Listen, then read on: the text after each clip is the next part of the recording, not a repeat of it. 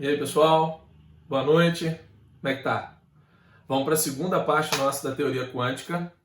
Aulinha continuando aí após o modelo atômico de Bohr, sequência da aula passada. Então, você que não pegou a primeira aula, volte e assista ela para você entender o que está acontecendo. Assim como eu comecei a aula passada falando sobre as limitações do modelo atômico de Rutherford, agora a gente vai começar criticando o modelo de Bohr. Apesar de ser um prêmio Nobel e ter ganhado um prêmio Nobel por causa da estrutura atômica que ele propõe, o modelo dele também estava errado. Então vamos lá. Primeira coisa, limitação do modelo atômico de Bohr. Ele só explica o espectro do átomo de hidrogênio. Se você começar a botar mais elétrons na eletrosfera, lembrando que o hidrogênio só tem um elétron, se você for para o hélio, as previsões matemáticas dele a respeito do espectro já não batiam mais com os resultados experimentais. Tá?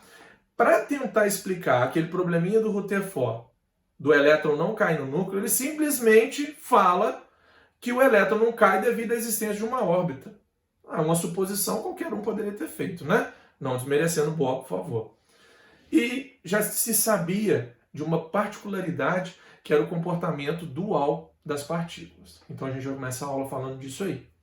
O que é o comportamento dual? A gente conhece isso como o princípio da dualidade. Toda partícula ela tem um comportamento de matéria, a gente já espera isso. E a luz teria um comportamento de onda. Porém, um camarada chamado Louis de Broglie, alguns falam de Broglie, eu prefiro chamar de Broglie, em 1924, ele propõe a existência de ondas de matéria. O que significa isso? Significa que a matéria ora se comporta como partícula, ora se comporta como onda. Professor, não consigo compreender o que o senhor está querendo dizer. Lembrando, pessoal, que isso é física quântica, foge à natureza que a gente está acostumado a viver, né? A nossa vivência, as nossas interações. A física quântica é uma física aplicada a partículas muito pequenininhas. A gente está falando ali do cotidiano do átomo, não do nosso cotidiano, tá bom? O fóton, que é a onda presente que é a partícula presente na onda de luz, né? Ela tem um comportamento ondulatório associado a ela. Isso a gente já espera, porque a gente sabe que a luz ela tem um comportamento de onda. E o elétron, como a gente espera, ele é matéria. O elétron tem massa. Ele é 1836 vezes mais leve do que o próton, mas ainda tem massa. Lembra que lá em Thomson fala que a massa do elétron ela é desprezível, mas ela existe. Então a gente sabe que o elétron é uma partícula material. Só que de Broglie descobre que ele possui um movimento governado por uma onda. Ele tem uma característica de onda atrelada ao seu movimento. Como ele percebe isso? Existe um experimento famoso da ondulatória, da luz, que é as fendas de Young, ou Young, que a gente tem uma lâmpada, ela está escondida aqui atrás, e eu vou jogar essa lâmpada através de duas fendas. A mesma luz, ela está passando através de duas fendas. Se eu colocar um papel ali na frente, a gente vai perceber que eu tenho regiões onde a cor da luz fica mais intensa, regiões onde ela desaparece, regiões onde ela fica mais intensa e ela desaparece, e isso acontece graças a um fenômeno das ondas, conhecido como interferência. Isso aqui, pessoal, a luz está aqui na minha mão, estou emitindo luz naquela direção, são as ondas, a gente pode ver, quando ela passa por uma primeira fenda e pela outra fenda simultaneamente, ela acaba tendo um formato de difração, se eu não me engano, me perdoe se os termos estiverem errados. Só que no momento em que as ondas se tocam, elas têm interferência construtiva, intensidade aumenta do pico da onda, ou então destrutiva, as ondas são anuladas. Onde as ondas são anuladas, a gente fica sem cor, e onde a interferência é construtiva, as cores ficam mais intensas. A gente espera isso da luz, porque a gente sabe que o comportamento da luz é de onda. Porém, de Broglie vai repetir o mesmo experimento usando um canhão de elétron, que é capaz de emitir apenas um elétron por vez. E quando ele põe o canhão, aqui onde está a minha mão, e começa a atirar um elétron por vez, a imagem que ele obtém na mesma folha é muito semelhante à imagem que ele tem quando o experimento é feito com a luz. O que significa? Significa que um elétron que está sendo atirado, ele está passando ao mesmo tempo pelas duas fendas e criando interferências construtivas e destrutivas sobre o seu comportamento de movimento. Ué, professor, mas não era um elétron? Como é que ele está passando em dois lugares ao mesmo tempo? Isso é uma das perguntas que a física quântica faz e que a gente tenta responder falando que o elétron tem um comportamento de onda. Ele é matéria, mas ora se comporta como onda. Então isso é o princípio da dualidade. O elétron se comportar como partícula e se comportar como onda ao mesmo tempo. Se não bastasse isso, vem um chamado princípio da incerteza de Heisenberg, que fala para nós que é impossível determinar para uma partícula o seu momento e a sua velocidade ao mesmo tempo, com precisão. Perdão, a posição e o momento. Eu não consigo para uma partícula ao mesmo tempo determinar onde ela está e em qual velocidade ela está. Lembra que nós estamos falando de partículas a nível atômico. Então, para a gente entender isso, esse princípio da incerteza, vamos imaginar uma câmera que está batendo foto de uma bola de golfe. No momento da tacada. Nós vamos fazer esse experimento com a bola de golfe 2 vezes. No primeiro, a câmera vai abrir e fechar para poder bater a foto durante um intervalo de tempo longo. E num segundo experimento, ela vai abrir e fechar muito rápido. Intervalo de tempo curtíssimo. Quando ela abre e fecha devagar, a gente percebe todo o movimento da bola. Ou seja, eu consigo perceber se ela está rápida ou se ela está devagar.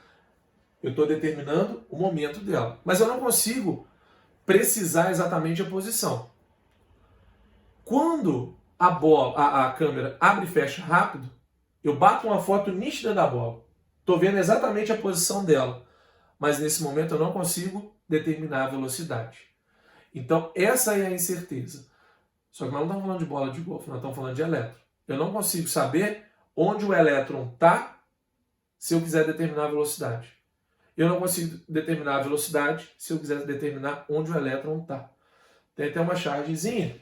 Tem um policial parando o Heisenberg dentro do carro e pergunta para ele, você faz ideia de que velocidade você estava? Ele fala, não, mas eu sei exatamente onde eu estou. Ou seja, ele está respondendo com o princípio da incerteza. Nesse momento, pessoal, a gente está abandonando a tentativa de posicionar o elétron na eletrosfera, achar uma posição exata para ele, e agora a gente começa a trabalhar com a probabilidade de se encontrar o elétron. Isso aí vai dar origem a um novo patamar na estrutura atômica, que é quando a gente chega em Schrödinger, em 1927, que alguns chamam de Schreiber, eu vou chamar de Schrödinger, porque o nome dele, se eu não me engano, é alemão. Schrödinger faz uma descrição matemática para poder criar um modelo para o átomo. Então, a partir de agora, não existe mais o modelo do pudim de passas, o modelo do planetário, o modelo da bola de bilhar, que é algo que a gente consegue imaginar, que a gente consegue criar na nossa cabeça, a gente fechar o olho e pensar. O átomo, a partir desse momento, ele começa a ser uma equação matemática. E essa equação de Schrödinger, ela não é um modelo físico, ela é uma descrição matemática do átomo, e ela acaba solucionando os problemas da probabilidade de se encontrar o elétron em uma posição da eletrosfera, uma vez que as soluções da sua equação são chamadas de funções de onda, que quando elevado ao quadrado, elas dão origem a orbitais. Eu quero que a gente foque nisso. Ninguém vai trabalhar com isso, isso aqui é só para vocês visualizarem. Os orbitais, o que vai pegar daqui para frente, a gente precisa saber, são regiões do espaço com uma maior probabilidade de se encontrar o elétron. Então, para a gente entender melhor o que é o orbital, vamos voltar de novo um exemplo com câmera. Eu tenho uma colmeia e essa colmeia tem uma única abelha. Eu vou colocar uma câmera batendo foto de minuto em minuto dessa colmeia durante um dia inteiro. E a abelhinha que está ali está voando em volta da colmeia. Cada vez que a câmera bate uma foto, ela pega uma posição da abelha. Ao fim do dia, a gente vai revelar todas as fotos e sobrepô-las. Quando a gente sobrepuser todas as fotos, a gente vai ver a colmeia sempre no mesmo lugar e vai ver todos os lugares onde a abelha viajou ao longo do dia inteiro. Quando eu faço isso, pessoal, eu consigo prever onde a abelha se encontra maior parte do tempo. Se eu perguntasse para vocês, A abelha em algum momento viajou nessa região? Obviamente que não. Em alguma parte do tempo a abelha viajou por essa região? Obviamente que não. Onde seria, no espaço em torno da colmeia, o lugar onde eu teria maior probabilidade de capturar essa abelha? Seria em torno desse círculo aqui que eu estou fazendo com a mão. Esse círculo que eu estou delimitando no espaço é o que eu chamo de orbital. É a região de todo esse espaço onde eu tenho maior probabilidade de encontrar a abelha. Vamos fazer analogia agora, núcleo e elétron. Compreenderam o que é o orbital? Bom, para a gente melhorar um pouquinho a visualização e trazer agora para o modelo atômico, o orbital, quando eu soluciono, pessoal, a equação de Schrödinger, com as N resultados para um elétron que ela pode dar, e eu ploto isso num gráfico, eu acabo obtendo uma região assim. Ó. Essa região é o que a gente chama de um orbital esférico. A gente vai dar um nomezinho para ele daqui a pouquinho.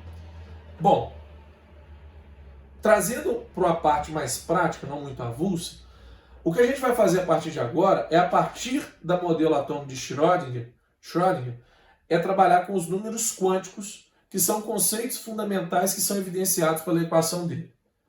Esses números quânticos vão permitir para nós estudar a energia e a probabilidade de se encontrar o elétron na eletrosfera do átomo. Só isso. O que são os números quânticos? São números que acabam quase que posicionando o elétron e me falam mais ou menos a energia dele lá na eletrosfera do átomo. É isso que a gente precisa saber. A equação de Schrödinger, pessoal, ela acaba gerando para nós 3 números quânticos. Número quântico principal, letra N, que representa E. Número quântico secundário, que é a letra L. Número quântico magnético, que é o Ml. Tem um quarto número quântico, chamado número quântico de spin, que é o Ms. Está vendo que ele está numa corzinha diferente? Daqui a pouquinho eu explico porque eu coloquei ele numa cor diferente. Tá bom? Então vamos estudar cada um dos números quânticos. Vocês veem que não é difícil, é fácil entender como isso vai dar origem depois, lá na frente, à distribuição eletrônica de Linus Pauling. O número quântico principal é um número inteiro, positivo, que representa o nível energético principal do elétron lá na eletrosfera. Em outras palavras, ele resume para nós mais ou menos o raio do orbital, da nuvem eletrônica. Existem 7 números quânticos, 1, 2, 3, 4, 5, 6 e 7, a princípio que a gente chamava de camadas K, L, M, N, O, P e Q. Quando a gente olha para essas camadas, pessoal, isso aqui remete a gente ao modelo de Bohr, né? Muito semelhante ao modelo de Bohr, mas não se atrelem aos conceitos de Bohr, é um pouquinho diferente. Esse número quântico principal, ele vem falar para nós o tamanho do orbital. Olha só que interessante. Quando eu mostro para vocês o número quântico 1, significa que aquele orbital esférico, ele é pequenininho. Se eu falar com vocês que é um orbital, que o número quântico principal é 2, ele já é um pouquinho maior. O número quântico principal 3, ele é maior ainda. Se ele for o 7, ele é o maior de todos. É isso que significa o número quântico principal. Compreendem? Número quântico secundário. Esse número quântico indica a forma que a nuvem eletrônica tem. A gente viu ali atrás um orbital esférico, uma nuvem eletrônica esférica. Não existe só essa, né? Existem outras formas para o orbital. Essa é a mais simples. A gente conhece esses números quânticos secundários como subníveis na distribuição eletrônica de Pauling. Mas aí a gente tem que lembrar que eles são, na verdade, números quânticos secundários. Tá bom? Então, pessoal, aqui eu apresento para vocês todos os números quânticos secundários que eu posso ter. 0, 1, 2 e 3. Olha, professor, não entendi isso. É porque você conhece eles com outro nome. S, P, D e F. Quando eu falo para você que eu tenho um subnível S, eu estou te falando do número quântico secundário 0. Então significa que o subnível S, ele tem um formato esférico. Se eu falar com você do número quântico 1, eu estou falando do subnível P. E ele tem esse formato de alter em torno do eixo X, Z e Y. Se eu vou para o número quântico secundário 2, eu estou falando de um subnível D. Se eu vou para o número quântico secundário 3, eu estou falando de um subnível F. Percebam que para desenhar tanto D quanto F é extremamente complexo. Se você tiver com dificuldade, printa o vídeo e dá um zoom, ou joga no Google, procura os Formatos dos orbitais. Você vai ver isso com mais facilidade se tiver ruim para ver pelo vídeo. O que eu quero que você perceba? Já estou puxando já uma coisa lá da frente. Cada orbital, pessoal, ele aceita 2 elétrons. O orbital P, que a gente chama, ele é composto, na verdade, por 3 orbitais. 1, 2, 3. O orbital D, ele é composto por 5 orbitais. E o orbital F é composto por 7 orbitais. Se em cada orbital cabem 2 elétrons, no orbital S, a gente só pode ter, no máximo, 2. No orbital P, eu teria 2, com mais 2, 4, com mais 2, 6 elétrons. Por isso de P6, número de elétrons no orbital. Se eu vou para o orbital D, 2 elétrons, com mais 2, 4, com mais 2, 6, com mais 2, 8, com mais 2, 10. Por isso que no D cabem 10 elétrons, porque ele é formado por 5 orbitais diferentes. E no caso do D, a gente tem 7 orbitais, por isso que vão caber 14 elétrons, 2 em cada um. Mas, ó, volta aqui, copia isso aqui no caderno, no papel, e deixa aí no cantinho que você vai precisar. Número quântico secundário 0 significa subnível S. Número quântico secundário 1 significa P, número quântico secundário 2 é o D e número quântico secundário 3 é o F. Você não vai precisar desenhar isso, foi só para você entender. Quando a gente vai para o número quântico magnético, ele está associado à orientação permitida no espaço para a nuvem eletrônica. Vai falar para a gente se a nuvem eletrônica está no eixo X, no eixo Y, no eixo Z. Ó, pessoal, a gente já sabe que esse é o subnível, aqui é o orbital S, esse é o P, esse é o D e esse é o F. Para ficar mais fácil a gente visualizar, eu vou desenhar o orbital S como uma caixinha. Como o P é formado por 3 orbitais, eu vou desenhar 3 caixinhas. O D é formado por 5 orbitais, 5 caixinhas. E o F, 7 orbitais, 7 caixinhas. A numeração aqui ela sempre é a mesma. 0 na caixinha do meio, menos 1 na primeira à esquerda, menos 2 à segunda à esquerda, menos 3 à terceira à esquerda. Obviamente, só o F que vai ter até o número quântico menos 3, né? Magnético. E se eu for para a direita, mais 1, mais 2 e mais 3. Isso aqui, pessoal, só dá para a gente entender quando a gente vai para o próximo número quântico. Porque eu preciso distribuir os elétrons dentro dos orbitais para você entender como é que ele fica ali dentro, tá? Então vamos no próximo, depois a gente junta tudo e vê como é que fica. O último número quântico que eu tinha colocado de azulzinho, ele é separado porque ele não vem derivado da equação de Schrödinger. Ele foi proposto por Goldsmith e Uhlenbeck. O elétron se comporta como uma esfera que pode girar para a esquerda ou para a direita. Quem vai te falar se ele está girando para a esquerda ou para a direita é o último número quântico, que é o número quântico de spin. Se você é alguém que já fez um curso superior, já passou por física, química ou alguma engenharia na faculdade, sabe que não é bem esse o significado, mas aqui para nós no ensino médio ele está valendo, tá bom? Nós vamos atribuir, pessoal, sinal menos meio e mais meio para o número quântico de spin. Se o elétron gira no sentido horário, mais meio. Se ele gira no sentido anti-horário, menos meio. Só que calma, aqui eu vou te pedir uma coisa. Cada exercício vai atribuir o valor de mais meio e menos meio para o comportamento do elétron. Então você não vai ficar agarrado nessa definição que a gente deu. Eu estou falando aqui que o elétron que gira para a esquerda é menos meio. O exercício pode atribuir mais meio para ele. Então fique atento ao enunciado do exercício. Mas uma coisa você tem que saber. A gente representa o spin, o giro, como uma setinha. Então aqui eu tenho o elétron girando para um lado, porque a setinha está para cima, e aqui eu tenho o elétron girando para o outro, porque a setinha está para baixo. Se eu chamar a setinha para cima de spin menos meio, a setinha para baixo automaticamente passa a ser mais meio. Um inverso do outro. De novo, atente-se ao enunciado do exercício. Ele vai atribuir o valor que ele quer que você considere no exercício, tá bom? Bom, galera, vamos então compreender como é que isso está funcionando quando eu junto todo mundo. Eu coloquei aqui, um elétron diferenciador possui os números quânticos abaixo relacionados. Eu tenho o número quântico principal 4, número quântico secundário 3, o ML dele é o mais 2 e o MS dele é mais meio. Lembrando, ó, vou voltar aqui, nós estamos adotando mais meio setinha para baixo. Desenha aí do lado aí, ó, mais meio, elétron setinha para baixo, tá? Então, vamos começar pelo número quântico principal. O número quântico principal é 4, então ele está no nível 4 de energia. L é o número quântico... Opa, o negócio está indo rápido demais aqui. L é o número quântico secundário, corresponde ao orbital F.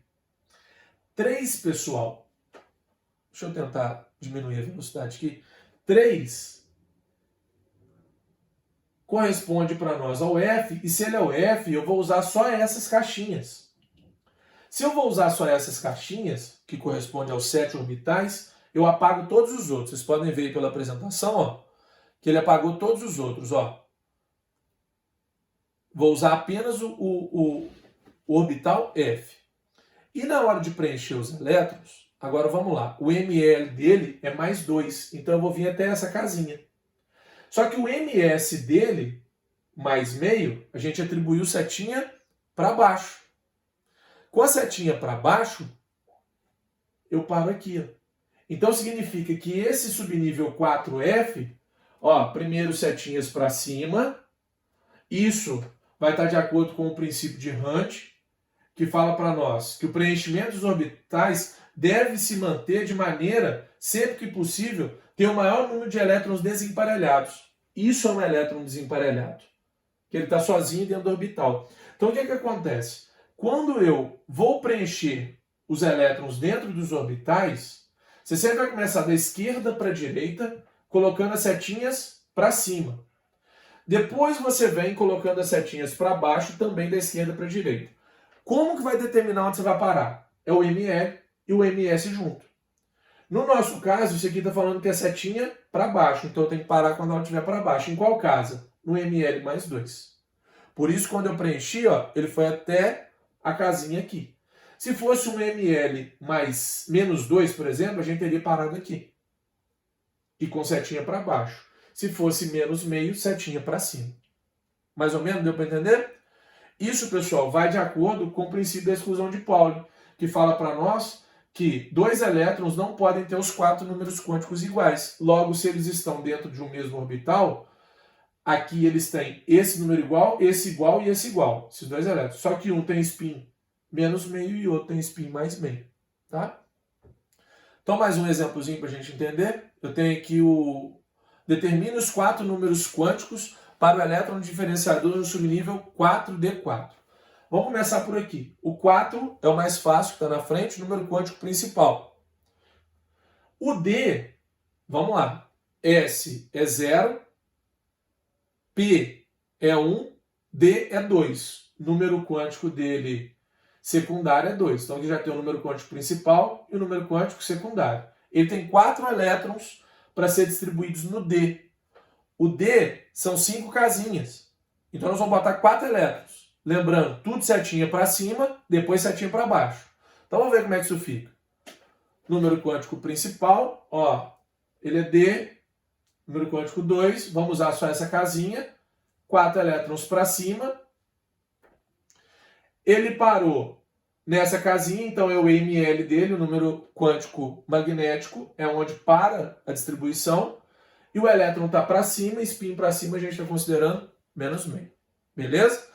Pessoal, desculpa esse finalzinho, parece que o PowerPoint deu uma desestabilizada, mas eu acho que deu para entender. Muito obrigado, um grande abraço.